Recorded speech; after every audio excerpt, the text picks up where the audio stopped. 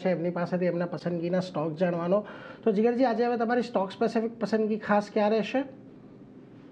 સ્ટોક્સમાં છે ને total 2 stock ગમી રહ્યા છે। સૌથી પહેલા તો ડોક્ટર રેડ્ડીની વાત કરીએ। ડોક્ટર રેડ્ડીમાં ઓવરઓલ વીકલી સ્ટ્રક્ચર ઘણું સારું થયું છે। આપણાને 2 વીક પહેલા જ એક બ્રેકઆઉટ આવેલો 1350ના ઝોન ઉપર, એના પછી એક વખત ટ્રેન્ડ લાઇન રીટેસ્ટ પણ થયો છે।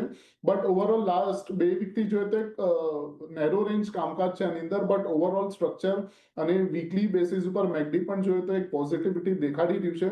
એટલે 3 થી 4 દિવસનું વ્યૂ રાખીને બાય કરવાની સલાહ રહેશે ડોક્ટર રેડ્ડીમાં। કરંટ લેવલ્સથી બાય થઈ શકે છે। 1320ના નીચે એક સ્ટોપ લોસ રહેશે અને ઉપરમાં 1450 1460નો એક ટાર્ગેટ લઈને ચાલશું ડોક્ટર રેડ્ડીમાં। સેકન્ડ છે જુબિલિયન્ટ ફૂડ છે।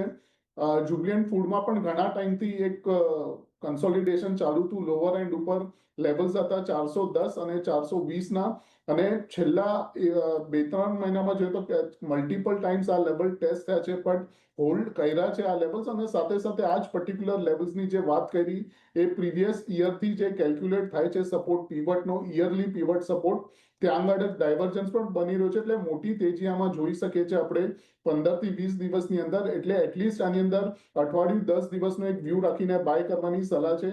કરંટ લેવલ્સથી બાય થશે। 410ના નીચે એક સ્ટોપ લોસ રહેશે અને ફરીથી જે મેજર સ્વિંગ હાઈ છે 500 501નો એ આપણે ટાર્ગેટ લઈને ચાલશું જુબિલિયન્ટ ફૂડમાં। એટલે જો ડૉક્ટર રેડ્ડી જુબિલિયન્ટ ફૂડ 2 પર નજર રાખજો। ડૉક્ટર રેડ્ડી 1320નો સ્ટોપ લોસ, 1450 1460ના લક્ષ્યાંક, અને જુબિલિયન્ટ ફૂડ 410નો સ્ટોપ લોસ, 500ના ફરી પાછા લક્ષ્યાંક તમને અહીંયાથી આવતા જોવા મળી શકે છે। એટલે આ બંને પર તમારે ખાસ નજર રાખવાની છે, ડૉક્ટર રેડ્ડીઝ અને જુબિલિયન્ટ ફૂડ। આગળ વધીએ અન્ય